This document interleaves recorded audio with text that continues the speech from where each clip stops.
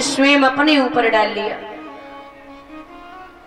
भगवान ने विचार किया कि मेरे भक्त की परीक्षा है और मेरा भक्त परीक्षा में फेल हो गया तो मेरा नाम लोग भक्त वत्सल मिटा देंगे।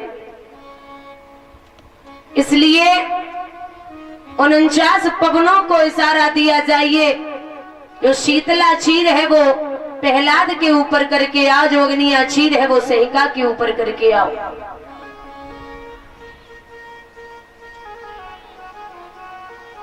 ठीक उल्टा हुआ, सहिका जलकर के राख हो गई। महाराज प्रहलाद राम राम कह के उठ खड़े हुए। जिस दिन ये सहिका मरी है उसी दिन से होली का पर्व मनाया जाने लगा। उस दिन से सब भारतवासी और ये उत्सव सदा मनाते हैं। सज्जन तो रंग से खेलते हैं, मूर्ख जन धूल उड़ाते हैं। अब हिरण्याकश्यप ने विचार किया कि ये दुष्ट ऐसे नहीं मरेगा, तो समझायो है कयाधु से कही है कि जाए कैसे वो समझाए लो जिनाए मान रो।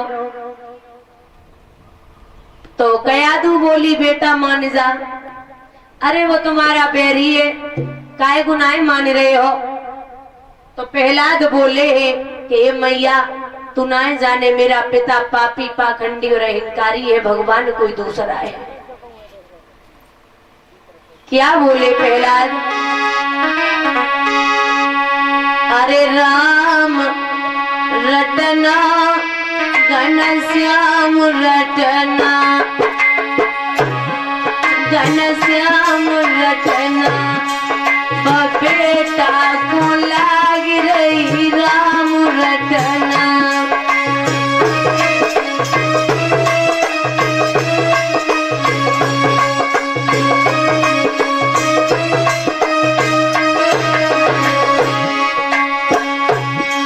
अरे जब बेटा को कुआं में डालो,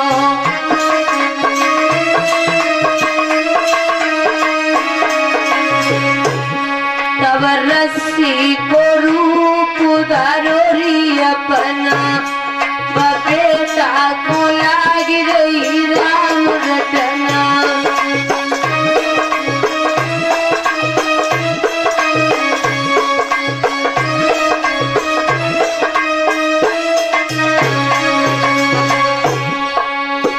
जब बेटा को जहर पिलायो,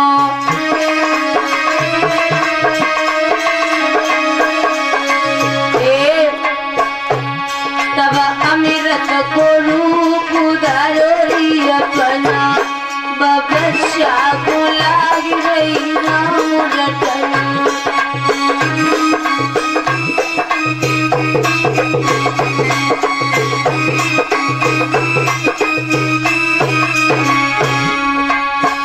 जब बेटा को पहाड़ सो गिरायो,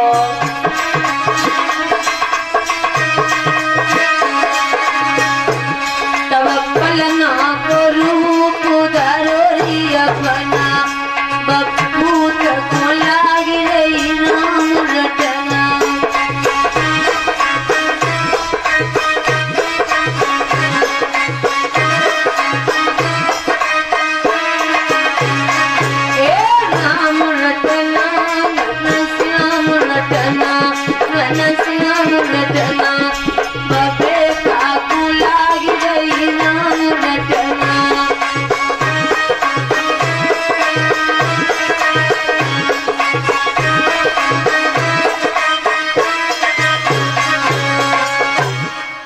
जवाब दिया कि मैं नाम नहीं भूल सकता। तो हिरण्याकश्यप बोला अगर तू नहीं भूलेगा, एक लोहे का खम्मा गरम करवाया, उस लोहे के खम्मे को देख करके बोला हिरण्याकश्यप रे दुष्ट, जीवन का जाम समाप्त हुआ। बोला अब धुमनी जाम कहाँ, ओ राम नाम के दीवाने बतलाए दे तेरा राम कहाँ। तो बोले प्रहलाद राम मेरा व्यापक सारे संसार में है, मुझ में भी है, तुझ में भी है, इस खम्म में है, तलवार में है। मेरा भगवान हर जगह मौजूद है। बोले अगर हर जगह मौजूद है तो खम्मे से बैठ जा। महाराज प्रहलाद को कुछ डर हुआ, क्योंकि इतना गरम लोहे का खम्मा के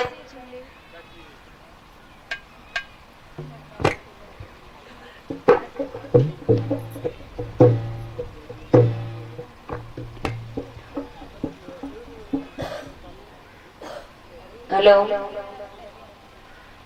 कैसे छू सकता है। अचानक भगवान ने विचार किया कि मेरे भक्त की अंतिम परीक्षा है और मेरा भक्त अंतिम परीक्षा में फेल हो गया तो मेरा नाम लोग भक्त वत्सल मिटा देंगे। इसलिए एक चींटी का रूप रख करके कृष्ण उस खम्मे पर ऊपर नीचे रेंगने लगे। प्रहलाद की नजर जब उस चींटी पे पहुंची तो विचार किया कि मेरा तो इतना बड़ा शरीर है, ये जरा सी चींटी नहीं जल रही है तो मैं कैसे जल जाऊंगा, और जल भी जाऊंगा मर भी जाऊंगा तो भगवान के नाम पे मरूंगा। खम्मे से भेटने के लिए तैयार हुए उससे पहले ही हिरण्याकश्यप ने तलवार को चला दिया। वो तलवार खम्मे में न लग के, महाराज प्रहलाद में न लग के खम्मे में जा लगी, और जब वो खम्मे में लगी है चरचर की आवाज हुई, खम्मा बीच से फट गया और उसमें से नरसिंह भगवान प्रकट हो गए। बोलिए नरसिंह भगवान की, बोलिए नरसिंह भगवान की।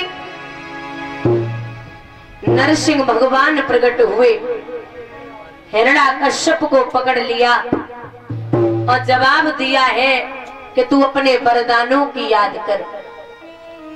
तूने कहा था कि न मैं ऊपर मरूं न नीचे मरूं, न तू ऊपर है न नीचे है, भगवान ने घुटनों पे रख लिया।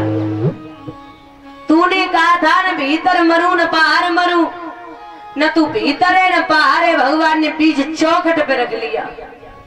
तूने कहा था न दिन में मरूं न रात में मरूं, न दिन है न रात है, सूरज अस्त होने से 15 मिनट पहले जिसे हम और आप संध्या बोलते हैं, भगवान उसी समय आए। तूने कहा था न मैं अस्त्र से मरूं न शस्त्र से मरूं, न मेरे हाथ में कोई अस्त्र है न शस्त्र है। तूने कहा था न मैं जिंदा से मरूं न मुर्दा से मरूं, नाखूनों के द्वारा मारूंगा, न तो ये जिंदा होते न मुर्दा काटोगे तो दर्द नहीं होगा, न खून निकलेगा, और 8 दिन बाद उतने ही बड़े फिर हो जाएंगे। तूने कहा था कि न मैं नर से मरूं न पशु से मरूं, न मैं नर हूं न पशु हूं, आधा आधा हूं। तूने कहा था हिरण्याकश्यप कि मैं 12 महीनों में न मरूं। 1 साल में कितने महीने होते? 12। भगवान बोले काय को चिंता कर रहे हो, हमने तेरे लिए एक लौंद को महीना पहले से ही तय करके रखो, 13वां। मैं तुझे 12 महीनों में नहीं मारूंगा। 13वें महीने में भगवान आई। पृथ्वी आकाश तो हिलन लगे, वो महाघोर संग्राम हुआ। आखिर नरहरि के हाथों से निश्चर का काम तमाम हुआ। जब हिरण्याकश्यप मारा गया तो भगवान की बड़ी सी जीभ, बड़े बड़े नाखून,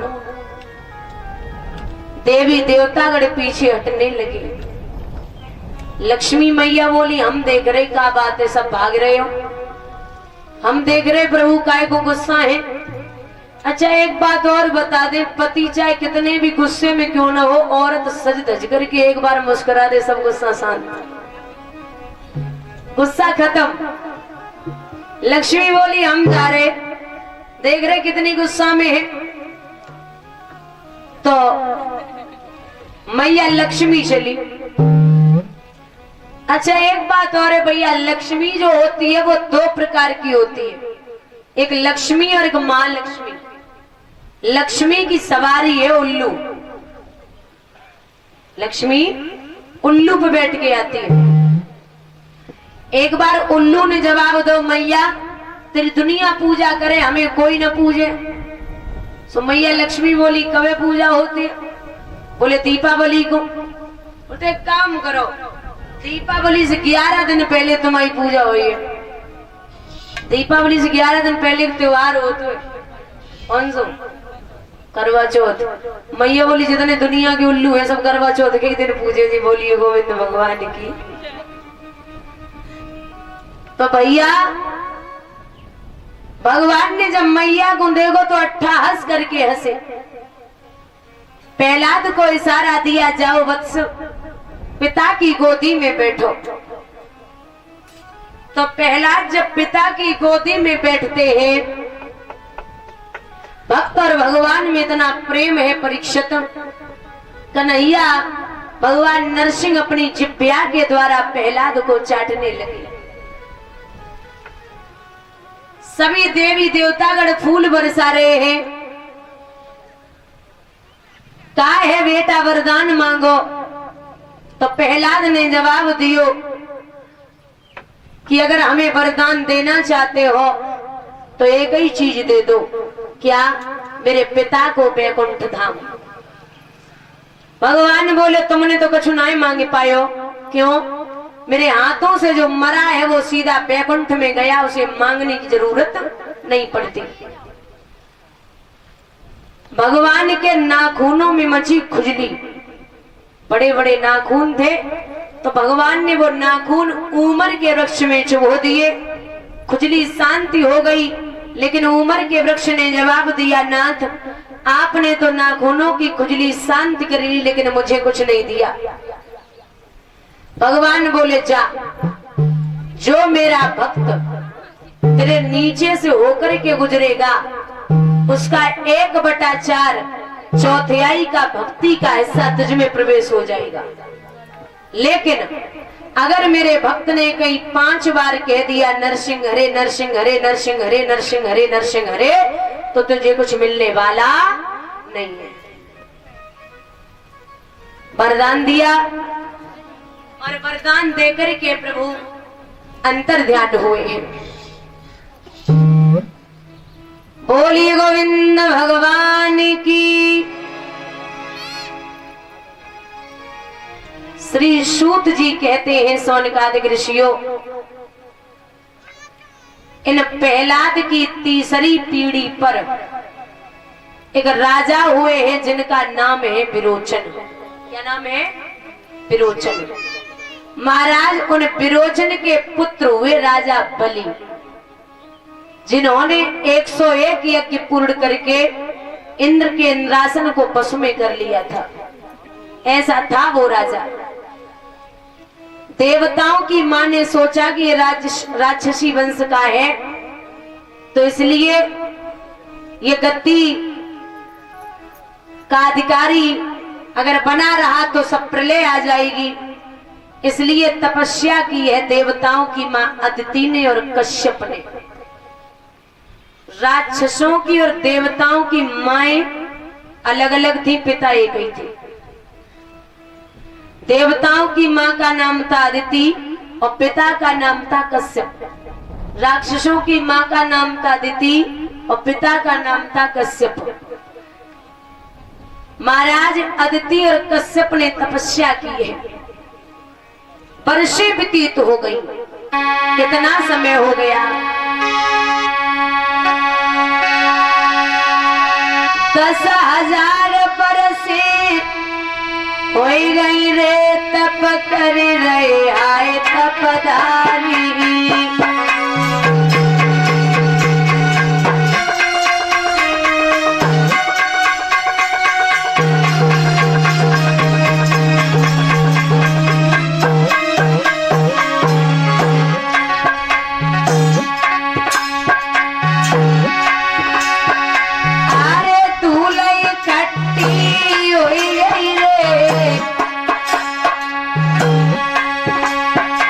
अरे दूल्हा